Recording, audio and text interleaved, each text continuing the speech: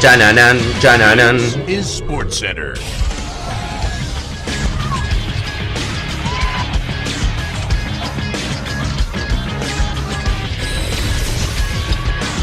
Hola gente, ¿cómo andan? Un saludo grande para todos, yo soy Jan y hoy les traigo un nuevo episodio de Síndrome. Hace rato que no hacíamos ninguno, el último creo que fue el de Franco Soldano. Así que en este caso vamos a estar haciendo uno que se me ocurrió a mí. Este caso no es algo que ustedes me pusieron en los comentarios, que es el síndrome Fernando Gago. ¿Y de qué va este síndrome? Son grandes jugadores que se terminaron yendo por la puerta atrás de los clubes en los cuales jugaron la mayoría de su carrera y en los que la mayoría son considerados ídolos o realmente jugadores que son muy queridos por los hinchas. Creo que es un buen síndrome, creo que es una idea que está copada. Había pensado también en hacer, obviamente Gago se presta más que nada al tema de las lesiones, pero creo que por lo cómo se termina yendo de Boca en este momento, que seguramente sea el retiro y el final de su carrera, creo que este síndrome ameritaba un poco más. Así que no mucho más para decirles, espero que les guste la idea del síndrome, pongan jugadores de sus equipos que creen que tranquilamente podrían estar en este síndrome, también ideas para videos que siempre los leo y las que más comentarios y más likes tienen seguramente las termina haciendo, y síganme en todas mis redes sociales, Twitter, Instagram y sobre todo en Twitch, que estamos haciendo directo prácticamente todos los días charlando de fútbol. Les mando un saludo grande y espero que disfruten del video. Como digo siempre, si el síndrome se llama Fernando Gago, obviamente vamos a empezar hablando de él. Fernando Gago, Pintita, realmente un jugador que ha sido muy importante en la historia del fútbol argentino y también en la historia de Boca, y también, por qué no, también un poco en la selección argentina. Un jugador que apareció en el año 2006, y digo que es importante en la historia del fútbol argentino porque es una de las ventas más importantes que ha tenido nuestro fútbol. Después de un muy buen campeonato con Boca, se lo terminan vendiendo el Real Madrid en casi 26 millones de euros, top 5 seguramente, y después bueno, hay que empezar a hilar muy fino si es top 3, top 1 de la venta más importante del fútbol argentino. Jugador que era comparado con el nuevo Redondo, un jugador icónico en Real Madrid, por eso terminó llegando ahí, por su estilo de juego, un jugador que jugaba en la mitad de la cancha, una especie de 5, pero con mucho más juego y mucho más toque que lo que normalmente se ve. En Real Madrid estuvo varios años, los primeros quizás fueron mejores que los últimos, es la realidad. Después tuvo pasos breves por la Roma, por el Valencia, también tuvo breves pasos por ejemplo por Vélez, 6 meses que prácticamente quedaron muy... O sea, nadie recuerda esos 6 meses en Vélez, porque no porque hayan sido malos, sino porque jugó menos de 10 partidos. Después termina volviendo a Boca, se da el gusto de volver joven dentro de todo, porque Fernando Gago es un jugador que sigue siendo joven actualmente.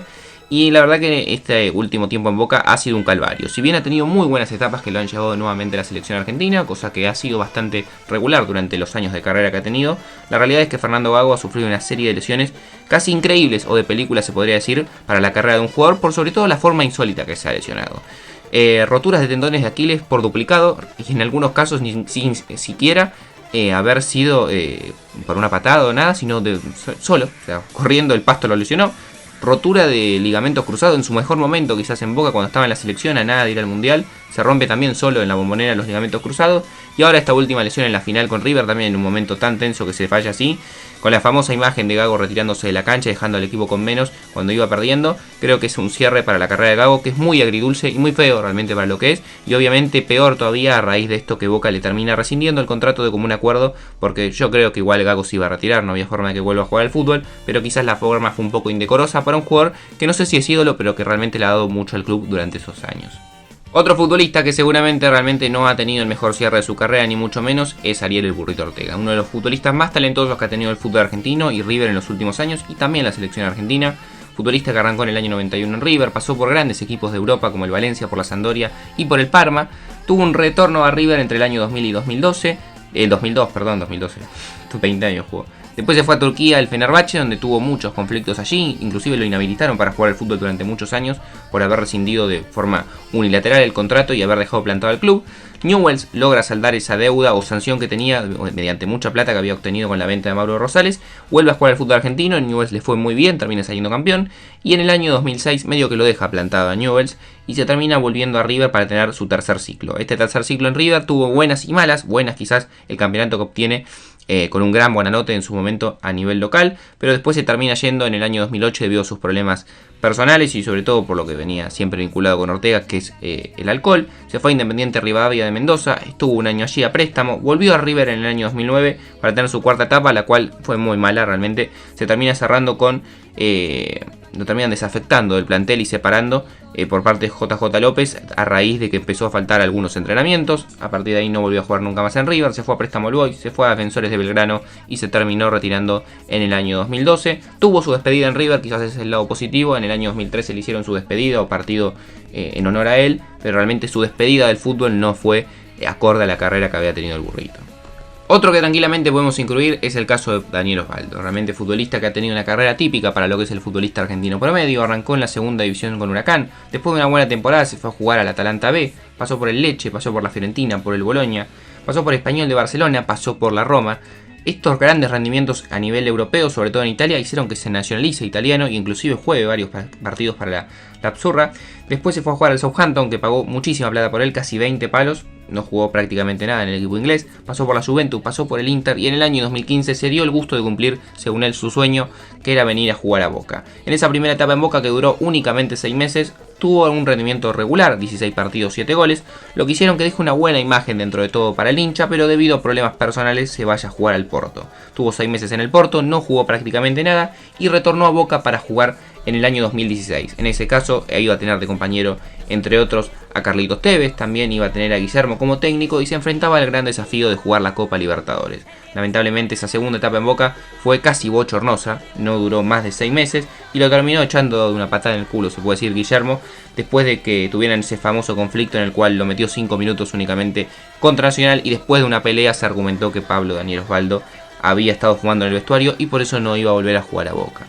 Otro caso que quizás sorprenda, pero también tuvo un retiro casi indecoroso o se fue del club de sus amores de una forma que no era la que correspondía quizás, es Marcelo Gallardo. Marcelo Gallardo, uno de los pibes maravilla de River también de la última década que ya ha pasado, de la generación anterior de futbolista surgido en el año 93 en la cantera de River, jugó allí muchísimos años, se dio el lujo de jugar en Francia, en Mónaco primero, después retornó a River entre 2003 y 2006, buenos rendimientos hicieron que nuevamente se vaya a Europa, esta vez a jugar al Paris Saint-Germain, no obviamente al Paris Saint-Germain de ahora, sino al viejo Paris Saint-Germain, que era un equipo mucho más chico y mucho más modesto. Después jugó en la MLS en el DC United y en el año 2009 se dio el gusto de volver a River para lo que él pensaba iba a ser su retiro, seguramente en este tercer ciclo. Lamentablemente, aunque no tuvo malos rendimientos, el último técnico de turno no lo tuvo muy en cuenta y Gallardo se terminó retirando con la camiseta de River en el banco de suplentes, viendo como River perdía 5-1 con Tigre y no lo ponían ni un minuto en su último partido.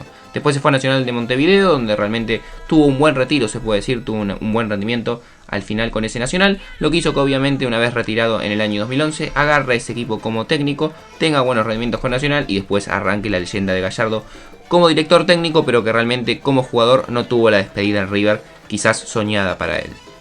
Uno mucho más reciente y que en este caso no se ha retirado todavía del fútbol es el caso de Gustavo Bou. Gustavo Bou, futbolista que como todos sabemos surgió de la cantera de River, nunca se pudo asentar, como le pasa a muchísimos de los pibes de River que se terminan yendo a otro lugar a buscar rodaje y después nunca terminan volviendo al club en el cual hicieron toda su vida.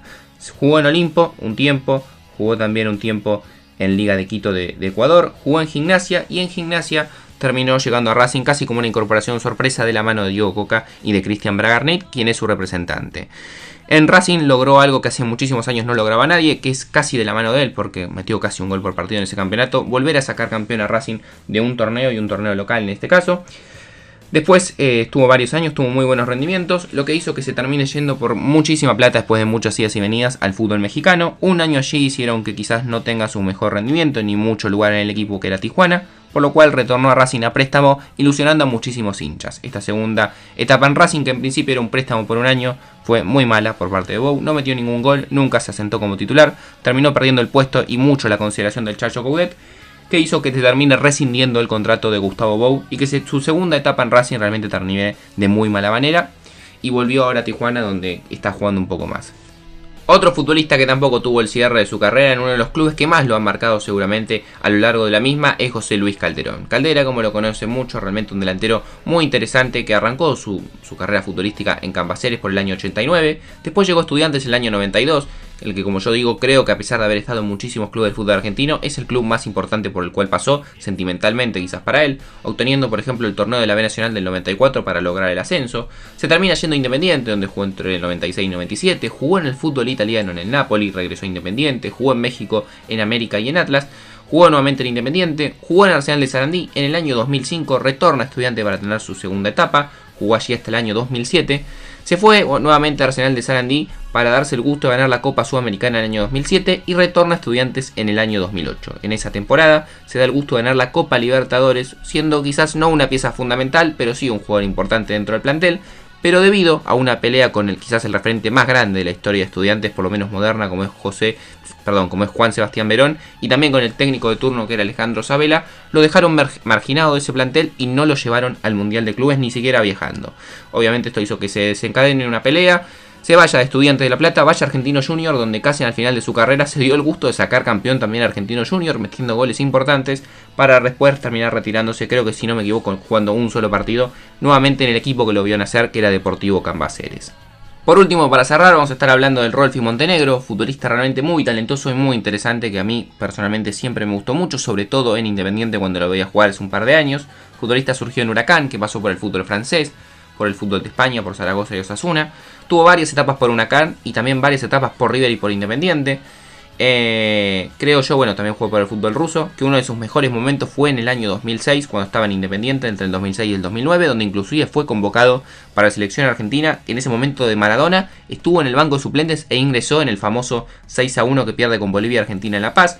Jugó después en América de México, retornó a Independiente en el año 2013 y esa última etapa no fue la mejor que digamos. Ya un Rolfi Montenegro un poco más grande, mucho más lento y con mucho menos gol, hicieron que de a poco su rendimiento vaya bajando cada vez más y que bueno, finalmente en el año 2015, debido a una pelea con el técnico en ese momento que era Jorge Almirón y también con el presidente que era Hugo Moyano, lo separen del plantel y se termine yendo a Independiente, que era uno de los clubes donde más lo querían. Se fue Huracán, jugó 3 años más entre el 2015 y el 2018 y finalmente ya también con muy poco rodaje en Huracán se terminó retirando el año pasado. Así que no mucho más para decir, gente, espero que les haya gustado mucho este síndrome, esta idea del video. Pónganme jugadores de sus equipos que también, de la misma manera que los que nombré hasta ahora, hayan tenido muy buenos momentos, sean muy queridos por ustedes o que sean inclusive considerados ídolos, porque yo no quise poner la palabra ídolos porque creo que no todos los que nombré son ídolos de un club, pero sí muy queridos, y que bueno, finalmente no hayan tenido el mejor cierre en sus clubes o en su carrera. También, como les digo siempre, sugiéranme ideas para los síndromes y también, como les digo siempre, síganme en mis redes sociales, Twitter, Instagram y principalmente en Twitch, que estamos haciendo directo prácticamente todos los días. Les mando un saludo grande para todos, gracias por ver el video y nos vemos.